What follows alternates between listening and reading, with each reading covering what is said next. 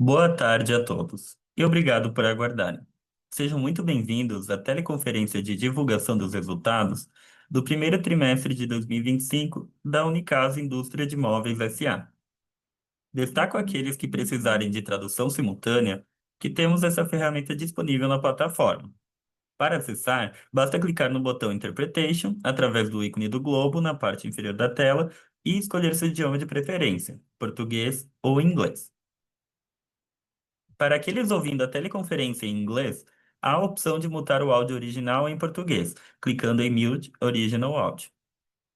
Informamos que esta teleconferência está sendo gravada e será disponibilizada no site de RI da companhia, ri.unicasamóveis.com.br, onde se encontra disponível o material completo da nossa divulgação de resultados.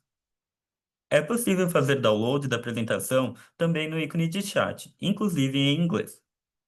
Durante a apresentação da companhia, todos os participantes estarão com o microfone desabilitado. Em seguida, daremos início à sessão de perguntas e respostas.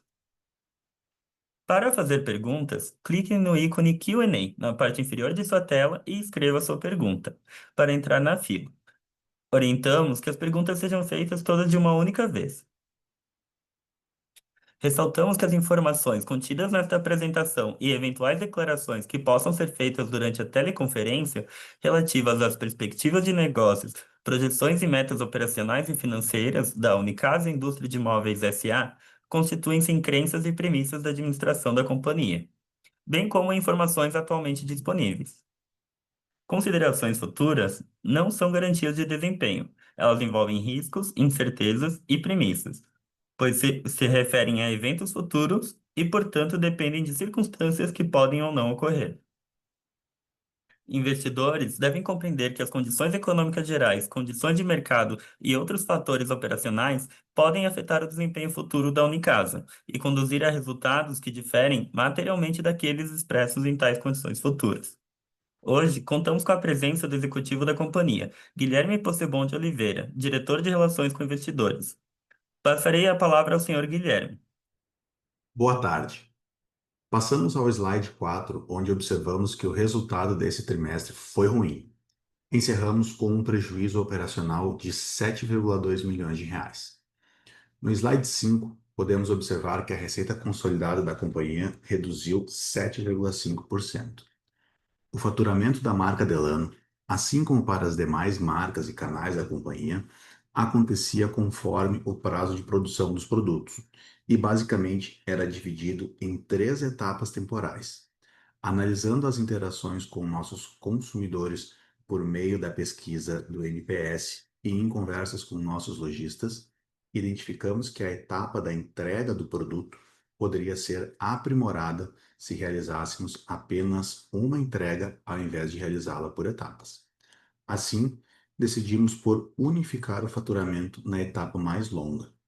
Essa decisão está embasada em melhorar a experiência de entrega de nossos produtos ao consumidor, concomitante à maior demanda por produtos que possuem maior prazo de produção. Essa alteração vinha sendo conduzida desde o último trimestre de 2024. Porém, neste trimestre, convertemos a maioria dos lojistas para esse modelo e tivemos aproximadamente 4 milhões de receita postergada. Nossa expectativa com essa alteração é melhorar a experiência do consumidor da Delano. As demais marcas e canais da companhia permanecem com o formato de faturamento padrão. O reconhecimento de receita das nossas lojas nos Estados Unidos reduziu 25% por conta de postergações de entrega demandadas pelos consumidores e pela redução da carteira de consumidores.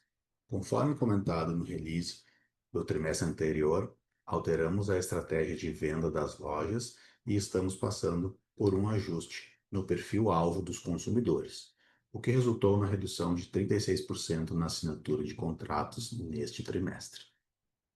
Passando ao slide 6, voltamos ao sumário executivo para abordar os impactos na margem bruta, que reduziu 12,3 pontos percentuais. Durante o ano passado, reduzimos os preços de alguns produtos para fomentar vendas. A redução na receita reduziu a base da diluição dos custos fixos. Já nos gastos gerais de fabricação, temos investido na verticalização da produção e, para isso, aumentamos o quadro de pessoal indireto, aumentando o nosso gasto com folha. A depreciação também aumentou devido à entrada em operação de maquinários adquiridos sob o plano de investimentos aprovado em 2021. O custo de aquisição de matéria-prima também aumentou, conforme comentado no release do trimestre anterior. Nesse trimestre, tivemos maior representatividade de showroom na receita. Assim, a companhia decidiu por aumentar os preços para fazer frente a esses incrementos de custos. O aumento consolidado foi de 4,5% e impactará a receita a partir do segundo trimestre deste ano. Nas despesas operacionais, as com contingência foram o principal fator de aumento e são oriundos do mesmo fechamento comentado no release do 4T. Decidimos por postergar o fechamento de uma loja para que fosse possível repassá-la e evitar seu fechamento. Conseguimos fazer essa transição, entretanto, tivemos esse impacto em contingência.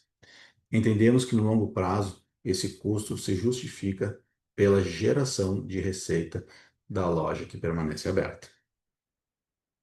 A despesa com pessoal e com publicidade também contribuiu para o aumento das despesas operacionais. A primeira por conta do aumento de quadro destinado ao desenvolvimento de produtos. As com publicidade aumentaram por conta do receptivo de arquitetos americanos e por conta da Convenção de Lojistas Nacionais e Internacionais da Delano, realizada agora em março.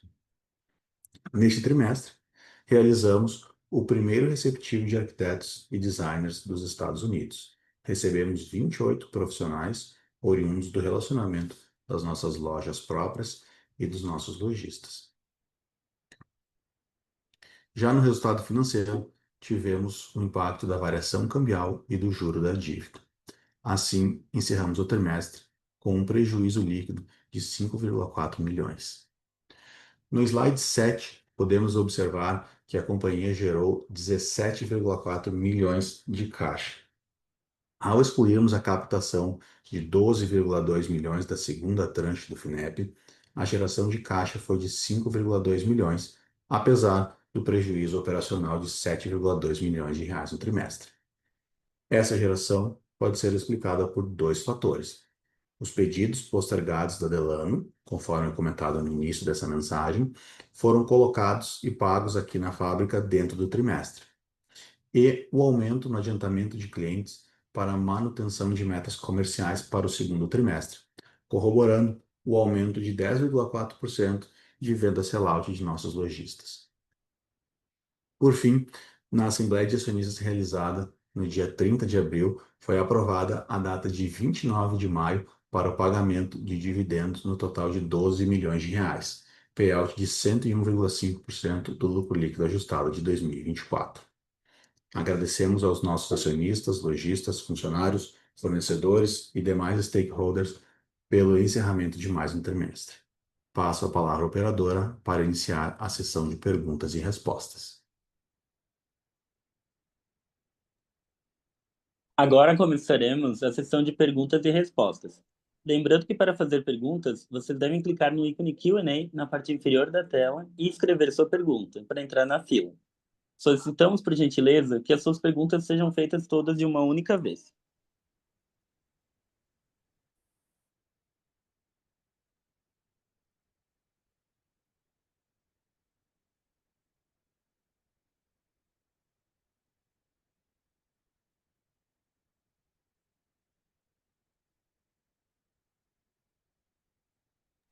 A nossa primeira pergunta é do investidor Miguel. Começarei a ler agora. A maioria das empresas brasileiras que iniciam operações no exterior tem resultado em prejuízo e desistências. Não seria melhor a Unicasa reavaliar e possivelmente desistir?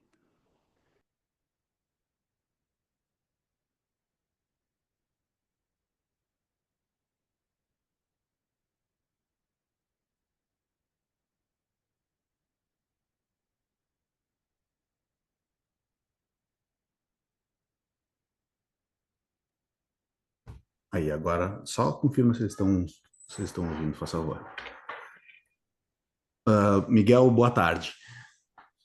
Para responder a tua pergunta, sim, a reavaliação da operação nos Estados Unidos, ela acontece desde que começou, né? Faz parte da nossa vida aqui como executivo da companhia, estudar, executar o planejamento e ir reavaliando conforme ele acontece. Tu comenta de reavaliação e possível desistência, a gente não pode descartar nada, né? A gente tem expectativas e executa as ações que a gente faz sempre pensando no lucro e geração de resultado, né? Então, conforme as coisas vão acontecendo, a gente vai reavaliando. Agora, neste momento, eu não posso te dar nenhuma informação, até porque a gente não tomou nenhuma decisão em relação a isso, mas a reavaliação é constante, tá? Obrigado.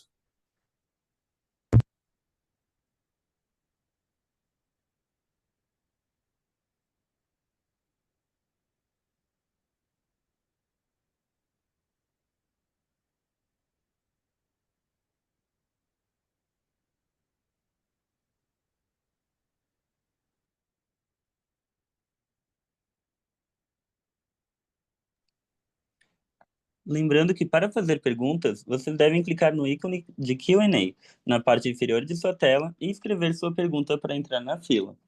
Pedimos, por favor, que enviem todas as suas perguntas de uma única vez.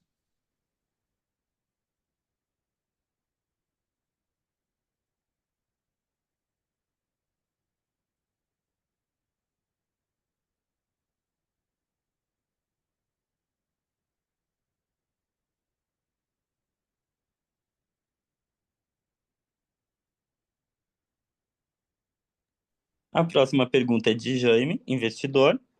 Começarei a ler a pergunta agora. O prejuízo deste trimestre altera as perspectivas para o ano?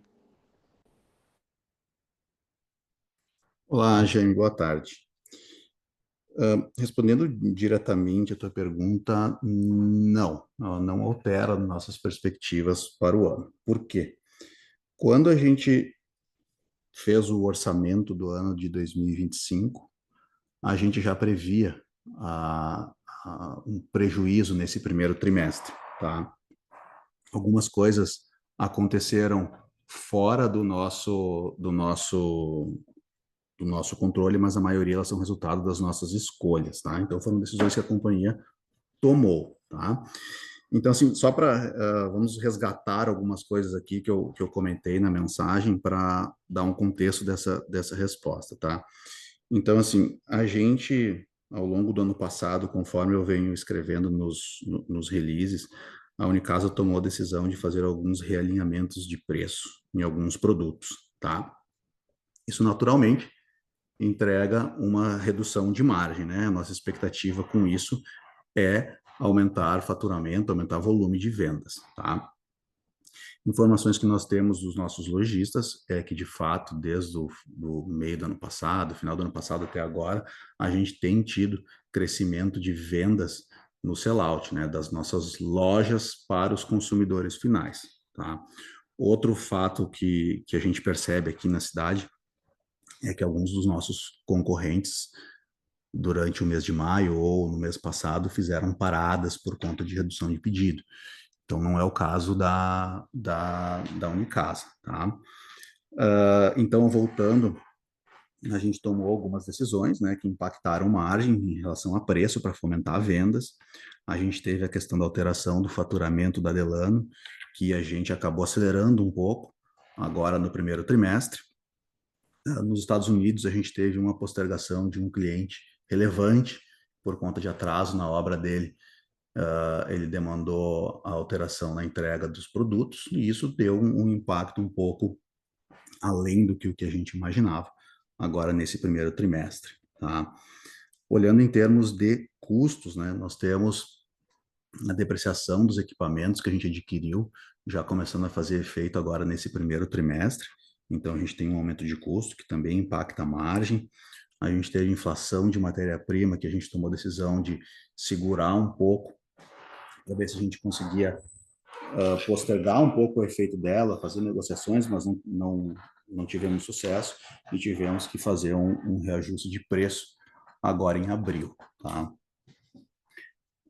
Em parte de despesa e um pouquinho de custo também, a gente está num processo de internalização de produção e isso acarreta a contratação de pessoal, né? Então, a gente tem também um impacto de pessoal no CPV e nas despesas com vendas, tá? Além disso, quando a gente vai olhar um pouco das despesas operacionais, a gente teve um crescimento de contingência. E a contingência também foi uma decisão que a gente tomou no final do ano passado, de deixar uma loja aberta mais tempo do que deveria, para que a gente pudesse fazer o repasse dessa loja. E a gente conseguiu fazer isso, então a gente evitou um fechamento de uma loja e a gente entende que essa decisão a longo prazo ela é benéfica para o negócio. Então a gente tem um impacto agora no primeiro trimestre, tá? Resumindo, assim, o prejuízo desse trimestre, uma parte dele já era esperado, uma parte veio um pouco além, mas isso não muda as nossas perspectivas para o ano de 2025, tá? Obrigado.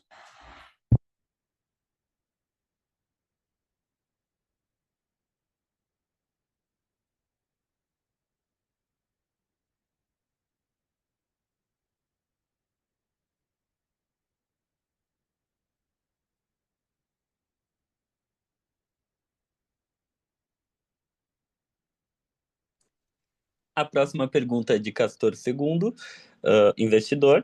Começarei a ler a pergunta agora. Qual a expectativa para o segundo trimestre de 2025? Olá, Castor, boa tarde. Castor, a gente não tem a prática de dar guidance, tá? Então, a gente está aqui para falar do resultado do primeiro trimestre desse ano. Então, peço que tu aguarde o encerramento do segundo trimestre para que a gente possa conversar abertamente sobre os impactos do que está acontecendo neste trimestre e no próximo, tá? Obrigado.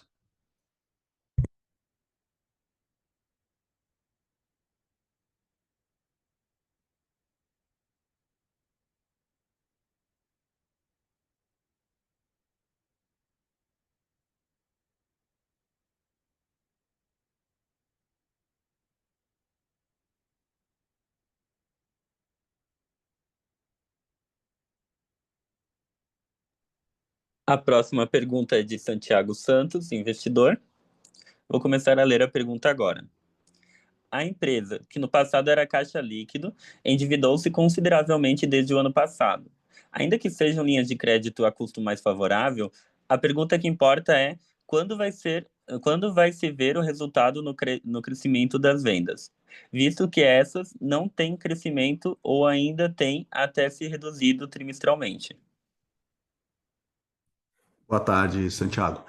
A questão do retorno desses investimentos, a gente tem, as máquinas têm chegado, estão sendo instaladas, mas a gente ainda não está com elas 100% instaladas, tá? Então, o payback desses investimentos que a gente está fazendo, ele tem um prazo também um pouquinho mais na frente, tá? Então, ele não é um investimento que a gente vai colher no curto prazo, tá? Então, a gente vai mais um tempo ainda aí para que a gente consiga ver o resultado desses investimentos no, no DRE da empresa. Tá?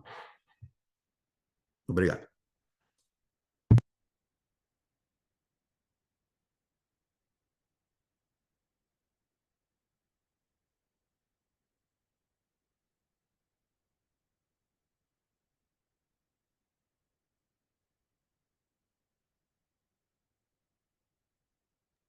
Lembramos que para fazer perguntas, vocês devem clicar no ícone Q&A na parte inferior da tela e escrever sua pergunta para entrar na fila.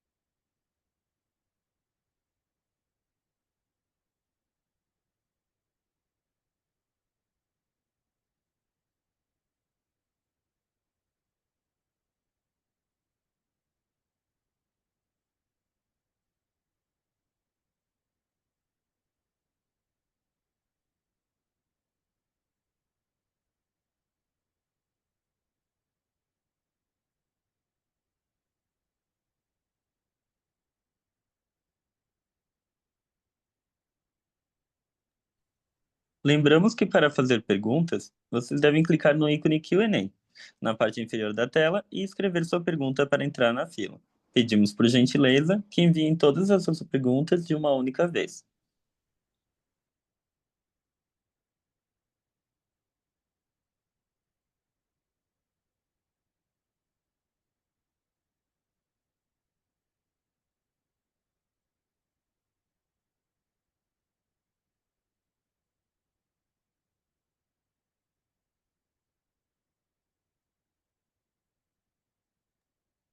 Temos mais uma pergunta de Castor, segundo investidor.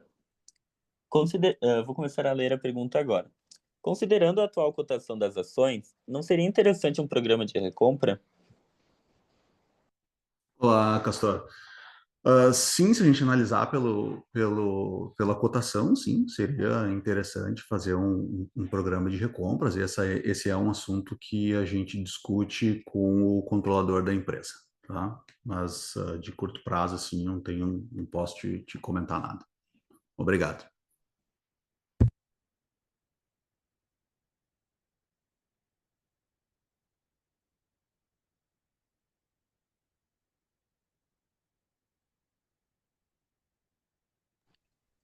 Temos mais uma pergunta de Santiago Santos, investidor. Vou começar a ler a pergunta agora. Mas então, quando as máquinas compradas estarão operacionais? Santiago, a gente recebeu daquele investimento todo, que o principal investimento nosso, a gente recebeu a última máquina agora no primeiro trimestre, tá? Ela está em processo de instalação e testes de produção, tá?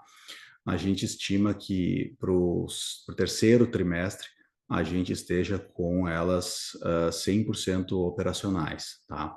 Conforme eu comentei numa das respostas, a gente tem uma parte de internalização que está em curso. Nós contratamos pessoas, nós estamos em processo de payback dessas máquinas, tá? Então a gente tem o crescimento de receita que tu espera ver, né? Como payback desses investimentos, ele vai acontecer, mas ele não é tão imediato assim no momento que a gente instala as máquinas, tá? Não é a máquina que vai trazer esse payback, a gente tem a questão das vendas e a gente tem algumas estratégias que ainda estão a ser executadas para que a gente possa executar esse payback, tá? Obrigado.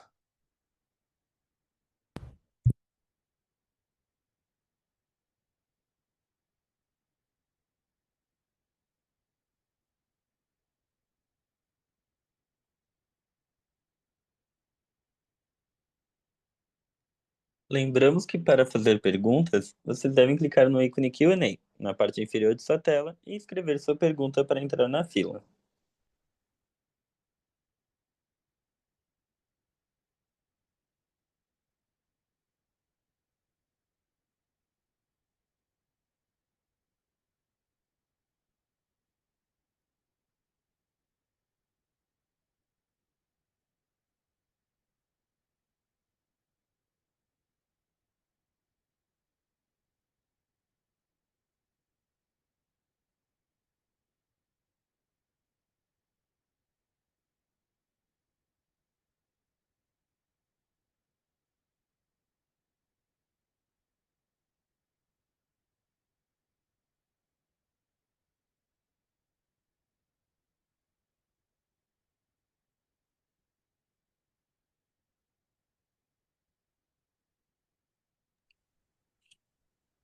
Lembrando que para fazer perguntas, vocês devem clicar no ícone Q&A na parte inferior de sua tela e escrever sua pergunta para entrar na fila.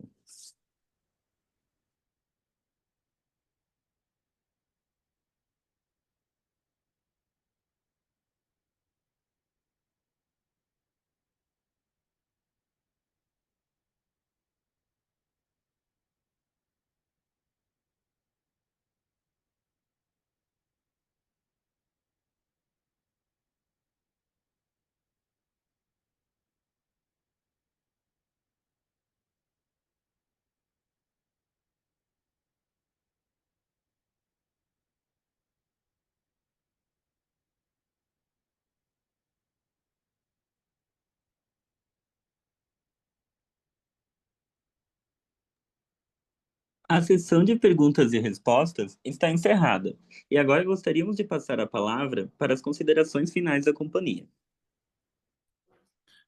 Obrigado pela presença de todos. Tenham uma boa tarde e para esclarecimentos adicionais, nossa equipe de relações com investidores está à disposição. Obrigado. A videoconferência de resultados referente ao primeiro trimestre de 2025 da Unicasa está encerrada. Muito obrigado aos participantes e tenham uma boa tarde.